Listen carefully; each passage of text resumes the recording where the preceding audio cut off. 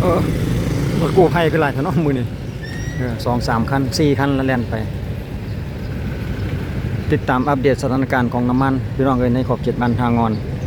เมืองไซธานีนครหลวงเวียงจันทน์เฮานี่เองเนาะในเขตบ้านทางงอนเฮารู้สึกว่าจะปิดไปจุดนี้ก็ปิดบ่เปิดเนาะแสดงว่าน้ำมันหมดเป็นติดป้ายว่าน้ำมันหมดนั่นเองมื้อนี้เพิ่นก็แจ้งการมาเกี่ยวกับน้ำมันได้พี่น้องเอ้ยว่าจะปรับราคาขึ้นเพิ่นแจ้งการปรับขึ้นราคาน้ำมันแต่ว่าน้ำมันหันบ่ได้มีแต่ละปั๊มนี่เดี๋ยวเขาจะพาทุกคนไปสำรวจเบิ่งในขอบเขตบ้านทองวันเฮาเนาะจะมีอยู่ 3-4 ปั๊มนำกันว่าจะมีปั๊มใดเปิดบ่ในปัจจุบัน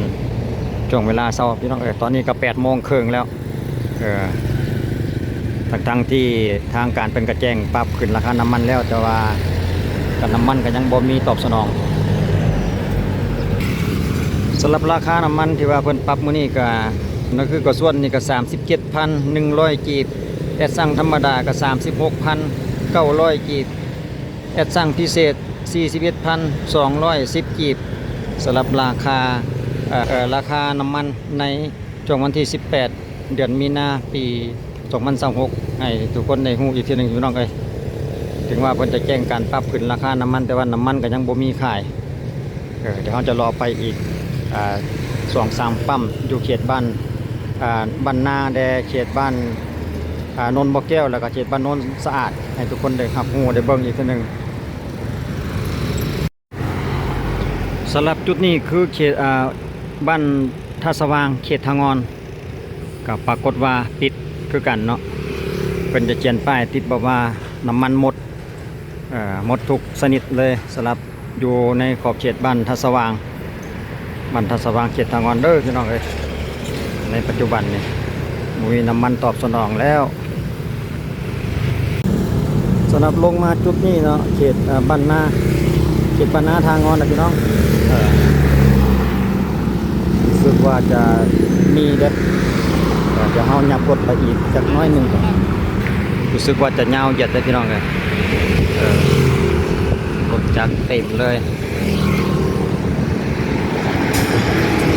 สำหรับปั๊มอยู่จุดเขตบ้านนาทางงอนพี่น้องตอนเช้าสวยๆซ้ำนี้นี่มีแต่ว่ารู้สึกว่ารถจะยาวเหยียดเลยอู้นยาวไปจนฮอดอีกปั๊มหนึ่งอยู่เขตต้นซ้ำสาผู้แหละเป็นปั๊มน้ำมันของซับเจริญอยู่เขตบ้านนาทางงอนพี่น้องยาวเหยียดเลยก็บ่แน่ใจว่าสิมีตอบสนองได้พอบอแบบนั้นนะผู้ต่อแถวไว้ไกลพุ่นแล้วว่าเคยเป็นในกรณีที่ว่าพอจะมาฮอดตัวเองแล้วน้ำมันหมดจังซี่นะในเวลานี้กับมีอยู่แต่ว่าหากสิมีเพียงพอบ่แน่ใจติดตามเบิ่งไปอีกในระยะหนึ่งซะก่อนโอ้ยาวเหยียดเลยพี่น้องเอ้ยปูนกับบ่เกี่ยวว่าราคาจะถูกหรือแพงพี่น้องเอ้ยแสดงว่าให้มีซะก่อนนะรู้สึกว่าจะแพงแล้วบ่แล้วบ่มีตอบสนองให้กับรถลานะมันจะเป็นปัญหา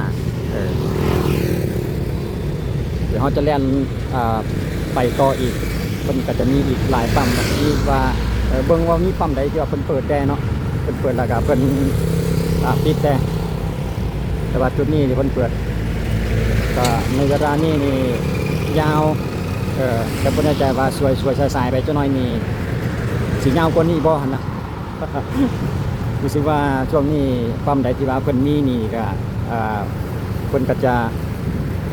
ลุมกันรถอยู่ใส่หูข้าวมันก็จะมาต่อแถวรถเพราะว่าจะมีหน่อยปั๊มที่ว่าเพิ่นมีน้ำมันให้ตอบสนองให้กับผู้ชมใส่นี่เนาะสลักจุดนี้นี่ก็เขตบ้านนาคือกันพี่น้องเลยแต่ว่าหากหมดแล้วก็ปิดเป็นที่เรียบร้อยสำหรับปั๊มนี่เนาะปั๊มอยู่บนเขตต้นซ้ำสาเนี่ยพี่น้องปั๊มหมดคือกันเดี๋ยวเราไปต่ออีกปั๊มหนึ่งที่ว่าอยู่เบื้องเขตบ้านนนท์บ่อแก้วเนาะเขตบ้านนนท์บ่อแก้วเมืองไทยธานีเฮาคือกันสำหรับอยู่ทางหน้าเบิกมาเพิ่นจะเปิดบ่เดี๋ยวเบิ่งไกลๆนี่รู้สึกว่ารถจะติดยาวแล้วโอ้ยาวคือกันพี่น้องเอ้ยนี่คือกันเด้อ อยู่ฝากฟังเบื้องนนท์บ่อแก้วแต่ว่าที่มีฮอดจักโมงแต่ยังบ่แน่ใจอีกคือกัน แต่ว่าช่วงเช้าสายๆสำนีนี่มีพี่น้องเลยอยู่เขตบ้านนนท์บ่อแก้วเด้อนนท์บ่อแก้วกับเขตพังงอนพี่แหละพี่น้องของมึงใส่ธานีเฮาคือกันยาวยาวเหยียดเลย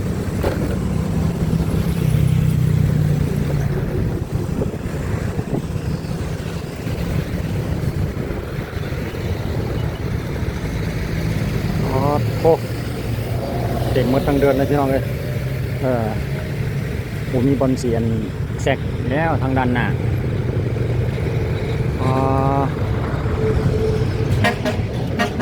ยาวเหยียดเลยสำหรับจุดนี้นี่ก็บ่ธรรมดาคือกันพี่น้องเต็มไปด้วยรถจักร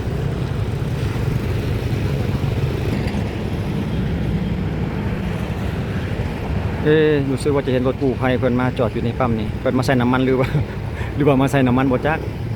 รถกู้ภัยเพิ่นก็มีปัญหากับน้ำมันเฮือนเด้พี่น้องเอ้ยโอ้ยน่าเย็นใจก็รู้สึกว่าจะมีอยู่2ตู้เนาะ2ตู้จ่ายที่พาเรียนแถวกันในตอนนี้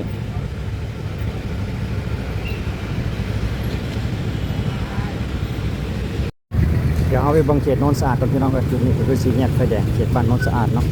เดี๋ยวเราจะเข้าไปเบิ่งปั๊มน้ำมันจะอยู่เบื้องทางด้านหน้าพูดได้ไฟแดงไปน้อยนึงจะเห็นแต่เดี๋ยวไปไกลๆนี่คิดว่าน่าจะมีอยู่เพราะว่าสังเกตเห็นรถเป็นต่อแถวอยู่จุดสี่แยกไฟแดงเขตบ้านโนนสะอาดพี่น้องเลยเลี้ยวซ้ายแล้วก็จะไปเขตบ้านอุดมพลเรือว่าลาดควายเนาะเลี้ยวซ้ายทางว่าเลี้ยวขวาก็จะไปทางห้วยเตยโน่นแสงจันทร์ไปทางนาทมเลียนซื้อก็เข้าไปนี่เวียงเดี๋ยวเขาจะเรียนสักษาไปหาเพื่อนปั๊มน้ำมันอยู่ที่สุพรรณพี่น้องเลยก็ไปทางหลายบอก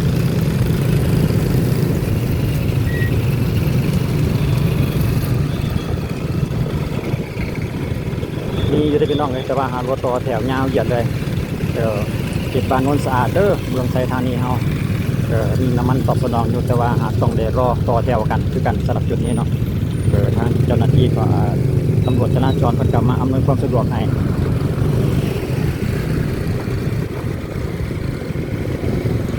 ขอเบิ่งก่อนแป๊บนึงพี่น้องเลยโอ้ยบ่ธรรมดาคือกันสำหรับจุดนี้พี่น้องเลยน่าเห็นใจ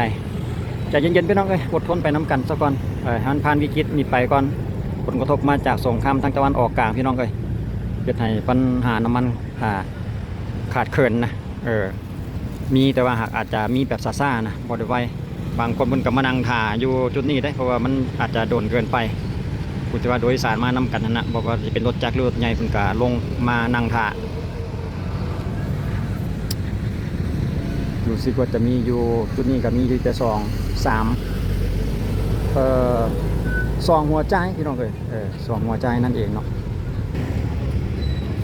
รู้สึกว่าปั๊มเพิ่นกำลังเปิดพี่น้องเลย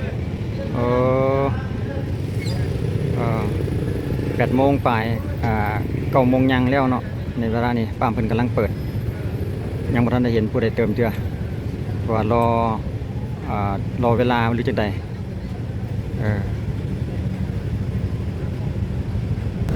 เดี๋ยวนอกจากนี้เขาจะไปต่ออยู่เขตบ้าน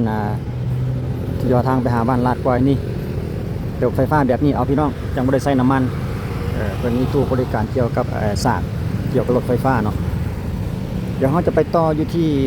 เขตบ้านอุดมพลทางไปอุดมพลลาดกวายยังมีปั๊มหนึ่งเขาได้บุญกันว่าเพิ่นจะเปิดก่อนคุณนะเบิ่งไหมพี่น้องเลยยาวเหยียดเลยเขาจะแล่นกลับขึ้นมาหาไฟแดงคือเก่าแล้วก็จะเลี้ยวขวาไปเบิ่งอีกปั๊มหนึ่งพอเปิดบ่อเนาะอยู่ใน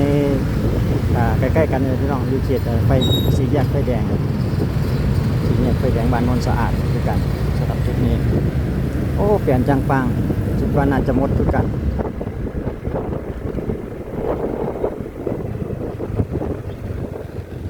เด็ปรากฏว่าปิดเรียบร้อยพี่น้องเพราะว่ามันหมดนั่นเองบ่มีน้ำมันแล้วการอัปเดตเกี่ยวกับน้ำมันก็จะมีเพียงเท่านี้เลยพี่น้องยังไม่ครบเขตบ้านนาทางอน เขตท่าสว่างแดนแล้วก็มาเขตอ่าบ้านโนนสะอาดจุดนี้เนาะเพราะว่าข้าพเจ้าเองกับไปไกลหลายก็บ่ได้ น้ำมันก็เริ่มจะหน่อยคือกันรถข้าพเจ้าเองก็ได้